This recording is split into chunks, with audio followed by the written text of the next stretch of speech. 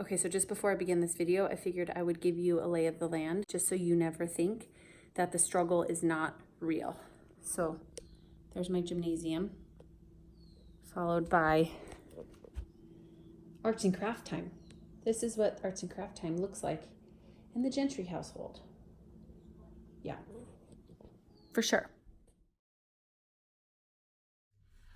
But before I cater to my own mess, let me help with yours. I'm a firm believer that the number one thing that tends to stop us from our own progress is ourself. And I have like real raw data sitting in my inbox right now from so many people who are sending me messages about the things that are getting in their way right now or the mountains that are stopping them from moving forward.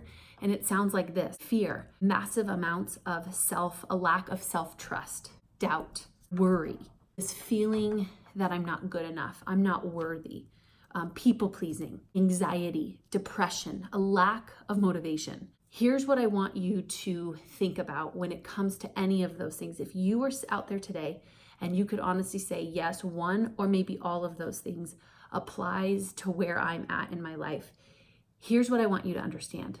It's not always about what we need to be doing more of to have a purpose life, or what we need to achieve, or what we need to acquire, or what we need to learn. Sometimes it has less to do about acquiring more and obtaining more, and simply what are we willing to let go of. Here's my point. Doubt, worry, fear, anxiety, and a lack of motivation is a habit. These are habits that we teach ourselves. It's not innately who we are as people.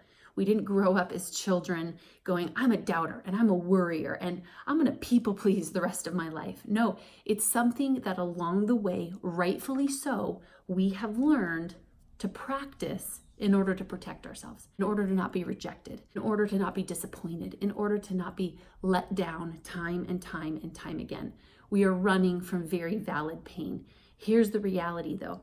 In order to start to step into a life full of faith and passion and purpose, one of true authenticity and alignment, one that's full of awareness and belief and the ability to create the world around you, the world that you want to create, you're going to have to stop the habit of everything that's not going to support that. So instead of waking up tomorrow and going, okay, I need to hope more, I need to have more faith, or I need to have more belief, that can be just an endless spiral of frustration because you don't know how to do those things yet. What I have found is that if you wake up tomorrow and you look at whatever it is, doubt, fear, people pleasing, worry, anxiety, and you go, look, you're a habit in my life that I've learned how to do. That's all it is. You are a habit. Then I want you to look at that thing and go, I'm kicking you to the curb, not practicing you today. Here's the truth about the habit loop. It's going to suck the first 30, 60, 90 days quitting the habit. And maybe some of you out there can do things and like cut it cold turkey. Great. More power to you.